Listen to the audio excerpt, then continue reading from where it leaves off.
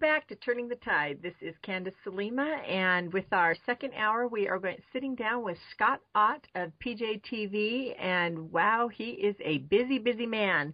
Scott is a journalist. He writes for the Weekly Standard, or contributes, writes for the Weekly Standard, Insight, Sports Illustrated, and his work often shows up on instapundit.com, michellemalkin.com, James Toronto's Best of the Web Today, and Scott, your stuff's everywhere. I mean, I've seen it absolutely everywhere. He also is the author of Axis of Weasels that came out in 2004, Laughing at Obama, Volume 1, which I'm assuming means there's more volumes, 2010.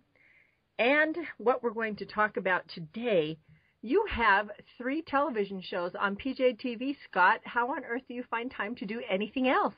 Oh, it's terrifically fun. I mean, we've been doing Trifecta on PJTV for, I'm not sure exactly when we started. I'm going to say in the neighborhood of 2.5 to 3 years we've been doing this. And we shoot 4 episodes a week, me with Bill Whittle and Stephen Green, and we rotate hosting responsibilities. So it's this great little team effort. It's a lot of fun. It's often funny, a lot of times really passionate, and it'll keep you abreast of what's going on in the news. But then within the last month, we've rolled out 2 new shows, one called Freedom's Charter, about the U.S. Constitution, and another is a brief satirical news break that we do 3 times a week. It's called PJ News Break, and it's just like the day's news with a little bit of a twist, kind of in the old mold of ScrappleFace.com, which was family-friendly satire. Ooh, that satire is always fun. That's the best way to hear the news because it's just too darn depressing. Well, it's the only way I can take it, or at least it's the only way I can dish it out, and it's the only way that a lot of people want to take it. Absolutely. Well, let's talk a little bit more about each show, how it came about, why you decided to do it, and what kinds of things you focus on. I know you just gave us a brief, capsule of each one, but for instance, Freedom's Charter. Talk to me about how that came about, why you chose to go with that type of a subject matter. Well, since the birth of the Tea Party movement back in April of 2009, yes. I spoke in I think 2 or 3 tax day Tea Party rallies then, and everybody seemed a lot more interested in the U.S. Constitution. And more often you hear people saying things like, "Well, this or that is unconstitutional," and I actually heard myself saying that one day, and then this little voice in my head kind of said, "Wait a minute, how do you know it's unconstitutional? What in the world do you even know about the Constitution?" And I had to acknowledge, with my rich public school education, that I knew very little. And so I began to read, as a discipline, I began to read the Federalist Papers, 1 essay a day. And wow. So I started that in like June or July of last year. And then somebody told me about the Anti-Federalist Papers, which were a collection of essays that were contra the Federalist Papers. And I started reading one of those a day in addition to that. And there are 85 of each.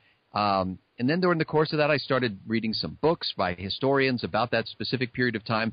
And I just wanted to know, why is the Constitution written the way it is? How did we get the Constitution we have? And it was fascinating to learn. So I pitched this idea to our executive producer at PJTV.com.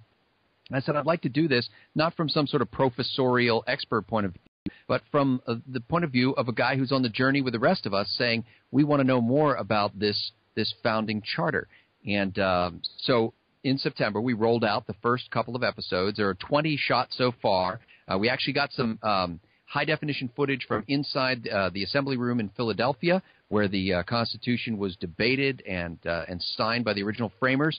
We were there before hours. They let us in there so we could shoot. I stood right next to George Washington's chair, so close goodness. I could touch it, but I didn't touch it because I thought, it probably crumbled to dust under my touch, and that would be embarrassing. Yes, but then after hours, they let us go into the National Constitution Center, and there was this really cool room called Signers Hall where they have life-size bronze statues of all the framers. And you can walk right up to them and sort of see how you measure up to George Washington. And by the way, I look him right in the eye, or James Madison, and he's kind of looking at my lapel. Okay, wait. So how tall are you, Scott? I'm about 6'2½". So George Washington was tall. Yes, he was. He and Gouverneur Morris are the tallest guys in the room. Really? So anyway, how tall was Thomas Jefferson? Jefferson wasn't in there because he was in France. He was an ambassador to France at the time. So all he got was, the correspondence. And it wasn't like, he wasn't tweeting back and forth with John Adams, who was in London. I mean, they had to wait weeks, if not months, to get any kind of correspondence on what was going on. But you know what? If they'd had Twitter, it'd have been going mad. That's right. By the way, you can follow John Quincy Adams on Twitter. I know. Yeah, I've been following him, and he just reports on this trip that he took overseas. Oh, my gosh. It's hysterical. On Facebook, I have multiple founding fathers that are my friends on Facebook, and I'm very suspect because, well, you can imagine why. Yes. Anyway, well, what a wonderful, wonderful premise. I think it's wonderful, and I am a big fan of the U.S. Constitution, and yes, people often do quote what they think is in the Constitution, and it's nowhere in it at all, and they don't understand. So I think it's going to be a very popular show that you've got there.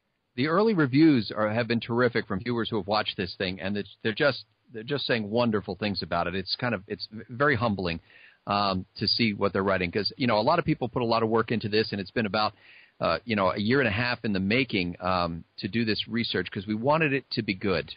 We wanted it to be something that not only would help individuals who just want to know more about the Constitution, but you could literally use it in conjunction with your homeschooling curriculum if you wanted to, or to help to educate your kids. And so I'm very pleased with how it's come out so far. The first 5 episodes are online now. I think you can watch the first one for free. After that, they're using this to sell subscriptions to PJTV.com, and I think that costs $5 a month or $40 a year. So it's one of those things where you say, cancel one of your cable bill extras and get something that's really an alternative to the obsolete media. Well, tell us about PJTV, if you don't mind. I just was introduced to it earlier in the year, I think, when you came on the other radio show that I was doing at the time.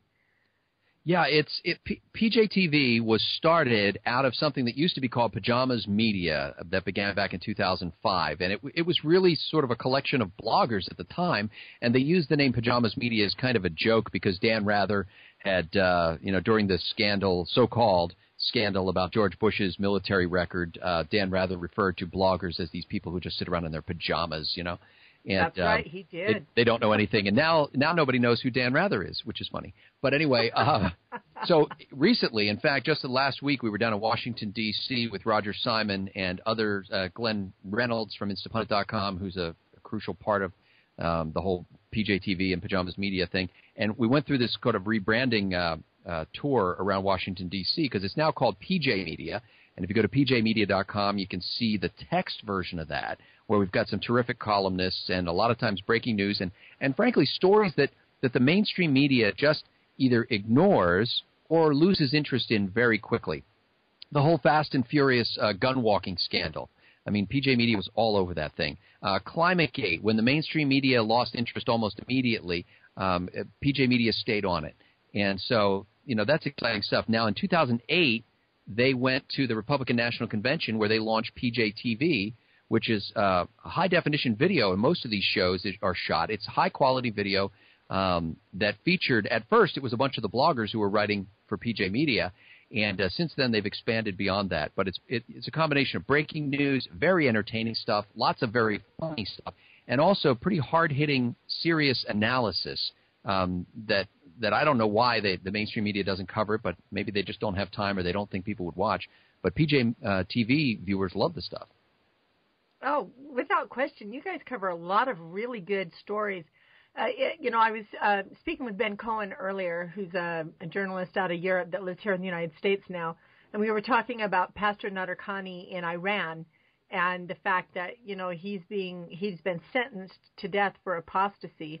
Yeah. And what was going on and how tough it was to find information on the pastor, that there was a few days where it was in all the news outlets and then gone. Yeah. Just gone. And I have been combing the internet trying to find out what the Ayatollah decided, even if the pastor's still alive. I can't find it anywhere. Well, and it's tough. They've got the resources in many cases in these large media organizations, but they don't have the motivation to cover some of these stories. And some stories, frankly, are inherently uninteresting to the mainstream media. For example, stories having to do with, people who love Jesus and stuff like that. So yeah. it just for some reason is not as intriguing. But the neat thing about PJ Media is there's a diversity of voices, generally the center right kind of ideologically, but it's, they've got people like me who are, conservative evangelical Christians, but they've also got people who are atheists and agnostics and a variety of other things. And you really get a well-rounded view that helps you to better talk to your friends. I think more than anything, PJTV does that for me. It's like I better understand things, and so then when I'm trying to explain it to somebody else, it helps me to do it in a way that is a little more winsome than the average, defeat, debate, and destroy strategy. Defeat, debate, and destroy. That is the way they do it, isn't it? Well, and that's why we're doing, that's what drove me to do ScrappleFace.com for 6 or 8 years. That's why we're doing PJ Newsbreak, the new satirical newscast. It is stressful for folks who really care about our country to watch the news sometimes or to read the news and to be able to laugh a little bit, but also kind of get some insight that, if we don't, our dream with our ideological opponents is not to crush them. It is to win them. And in order to win them, they've got to like us. And in order to like us, we need to be winsome people. We need to be people that are fun, that are funny, that are kind. And they say, you earn credibility that way. They can't hear what you're saying if they can't stand who you are. And so we do things that are kind of lighthearted, kind of fun, and that wins a hearing from people so that they can actually hear our ideas. Okay, then let's talk about Occupy Wall Street from that viewpoint, because I myself watching the news reports and there were quite a few clips that I wanted to play on my show, but I couldn't because the language was too foul. Yeah. And the ones I could play, I played there's one airing right now even as we speak, and because I do my shows 2 days in advance. And so the show that's airing right now, I had a 6-minute clip that I had found. And my intention was, after playing the clip, was that I would do an analysis of it really quickly. And so after playing it, and my major complaint with the Occupy Wall Street is their message is so fractured. They want this and they want that and they want that over there and that back there. And I got done and I started to do the analysis, and then I started stuttering, and I said, okay, look at that, 6 minutes of listening to these people, and my brain is fractured already. Well, I think that they're, from the positive side, you always try to do the Abraham Lincoln, put yourself in your opponent's shoes, okay? There are some frustrated people. Let's take the ones, first of all, who are not there because they were paid by their, union taskmaster to show up there and hold a sign and make it look like they're part of the 99%. But there are some people who were drawn there because they are truly frustrated with what's going on in the country. And in some ways, I can find some fellowship with them in some places. For example, I don't like the fact that big business is in bed with big government. I think nothing good can come out of that. And so when we have situations where we're taking taxpayer dollars, essentially we've taken the risk out of the hands of the politicians and off the backs of the business people, and we've transferred it to the backs of grandma and some kid who's just getting out of college, and, and a family of 4 that's struggling to make ends meet. We've transferred all the risk of capital onto the backs of people who don't have a stake in it. And so they only get the downside, and the people in government and the big businesses that have gotten in bed with government get the upside. I can identify with that. As can I. That's morally wrong. It's governmentally wrong. It's constitutionally wrong. Everything about it is wrong. And so I'm trying not to jump on them and say, look, you guys don't have a coherent message, so therefore I'm going to completely write you off. I'm saying, okay, well, what's the problem here? Let's see if we can understand their problem. From there, though, the problem is they're parked in the wrong places.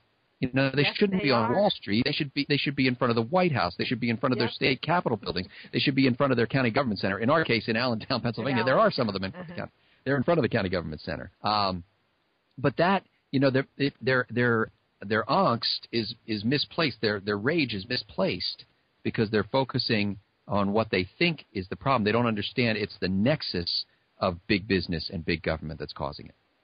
Well, absolutely. But then you get to the college students that are there and how they don't want to pay back their student loans, and they want college for free, and they want the federal government to take over banks and corporations and take all their money and use that to pay for them to go to college for free. And and there's the next The next message, there's a whole bunch. I got a whole bunch. Well, yeah, I mean, the president doesn't want them to pay back their student loans either. I mean, he just issued that executive order, and actually, we shouldn't give him all the blame for it because apparently all he was doing was advancing something that Congress had already approved. He was just pushing up the implementation date on that, but basically saying, look, you don't have to pay any more than 10% of your discretionary income in your repayment plan for your student loans, and if you haven't repaid your student loans after 20 years, you don't have to repay them. And, he's sending the message he's sending is, if you go into debt and you can't figure out a way to get out of it, well, don't worry about it. We'll transfer that to somebody else. We'll make someone else pay for it. He's going to transfer it to you and me, Scott.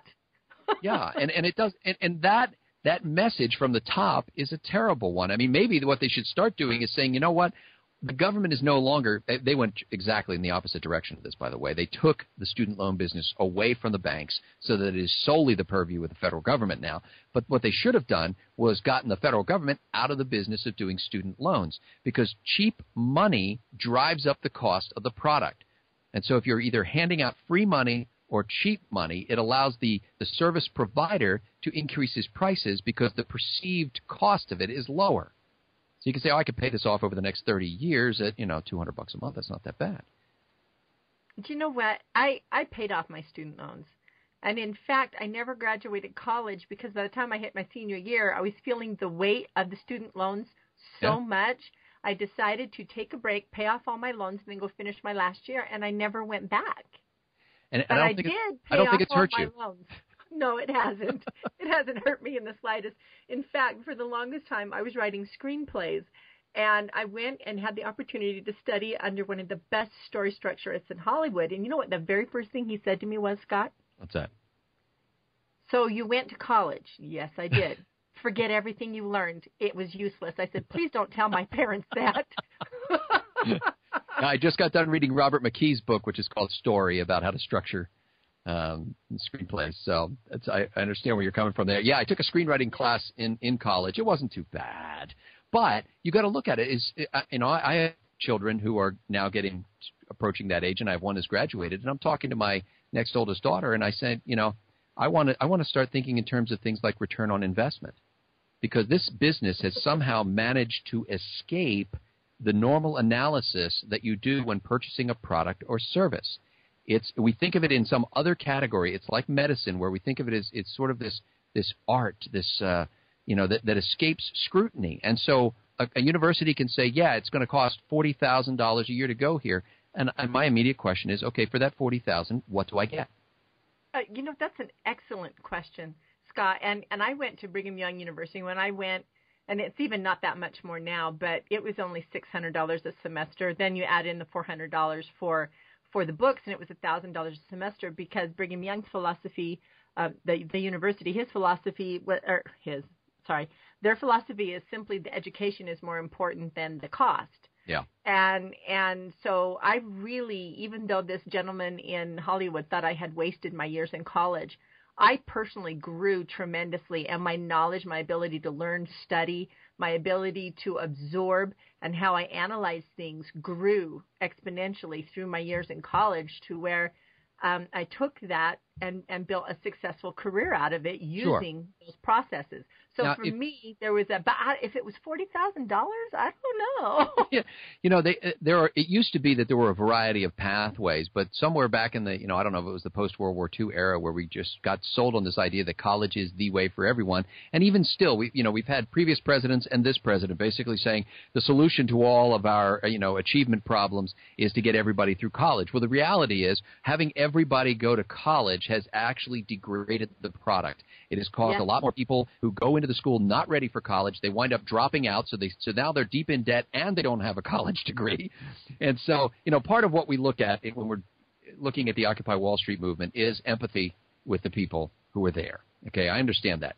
The other part is a little bit of ribbing is in order. I mean, frankly, do you really think going to get the attention. I mean, if you have a movement where you're trying to attract a broad swath of middle America to your cause, is your number one communication method to dress up like a zombie with blood all over you and stagger down the street and shout obscenities at the cops, knock over their horses and motorcycles? I don't think that is connecting with Ma and Pa America.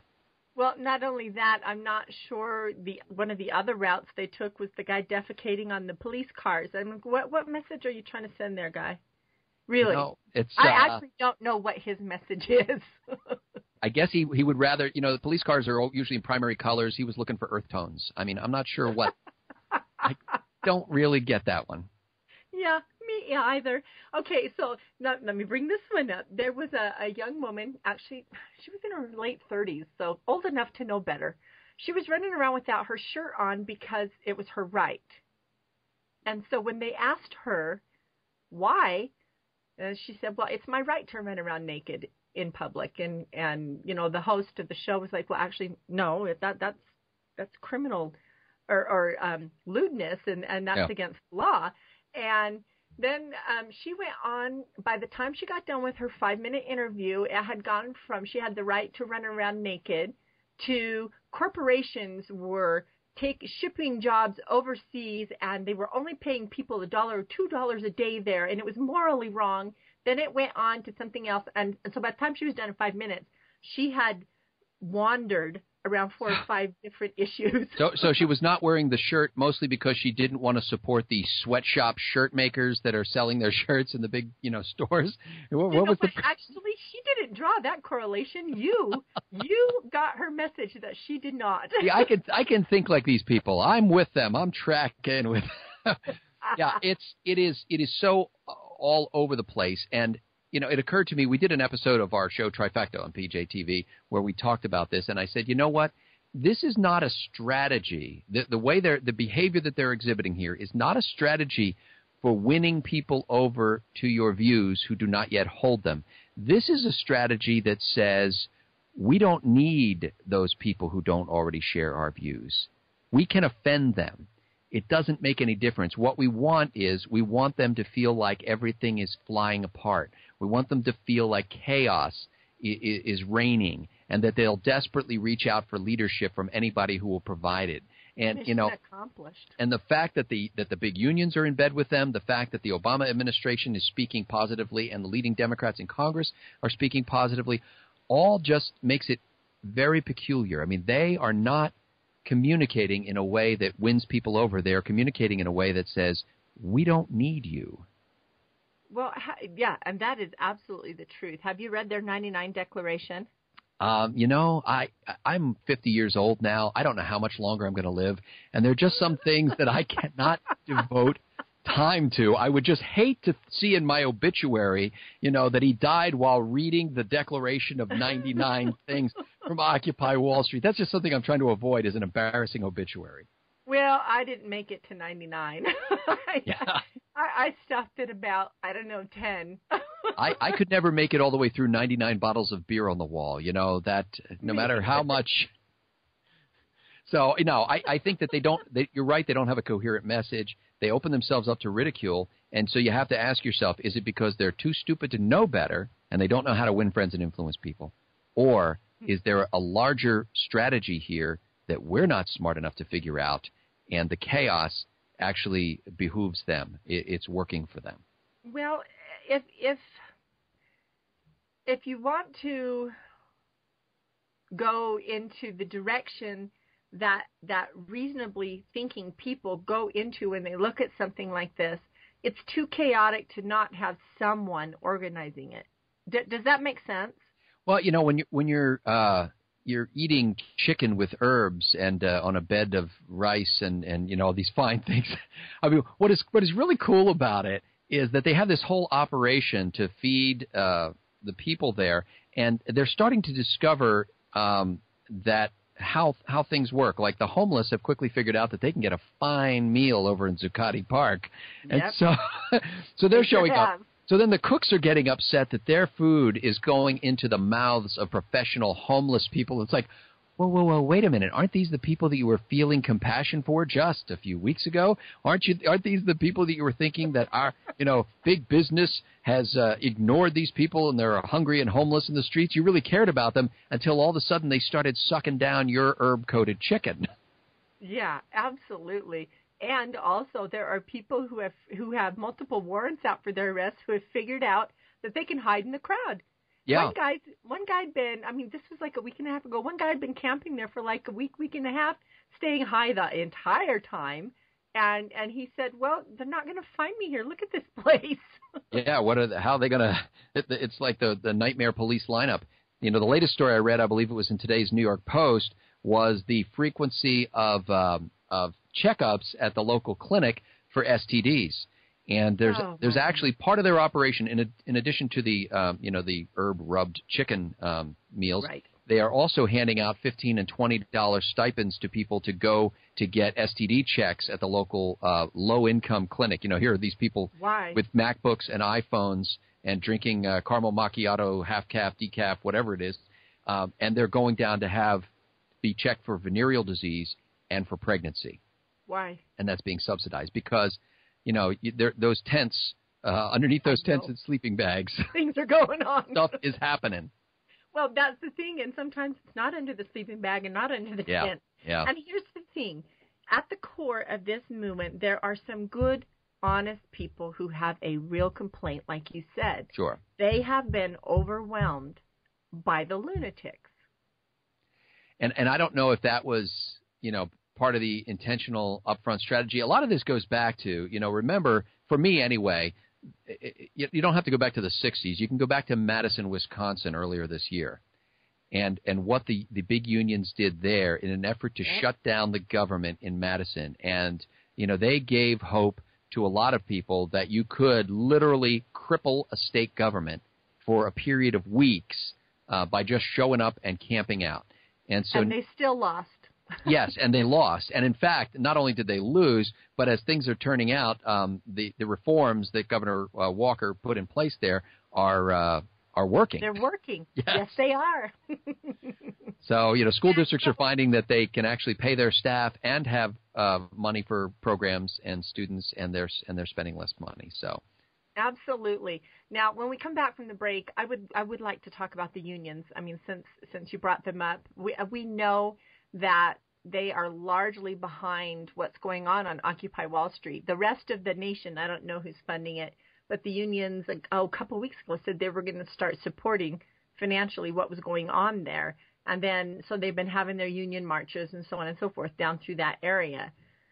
And then we look at what's happened in Wisconsin, and we're looking at the unions that are not quite gasping their last breath, but they are in a lot of trouble. My mother reminded me that by the 40s, I think she said it was, and now I'm going to second guess myself, union membership, well, it was probably the 40s, was down to 7% because they found out life worked really well without them. And now she says it's way back, of course, as we know, it's way back up again, so much so that Ford, for instance, was in negotiations with their auto workers union, and they were bickering over $58 an hour. Oh, my gosh, Scott, I'd kill for $58 an hour. Yeah, well, they do. The unions don't think that's enough money. Oh, yes, they do. You're right. The unions don't think that's enough money. So when we come back, we are going to be talking about the unions here in America. This is Candace Salima speaking with Scott Ott, and we will return momentarily.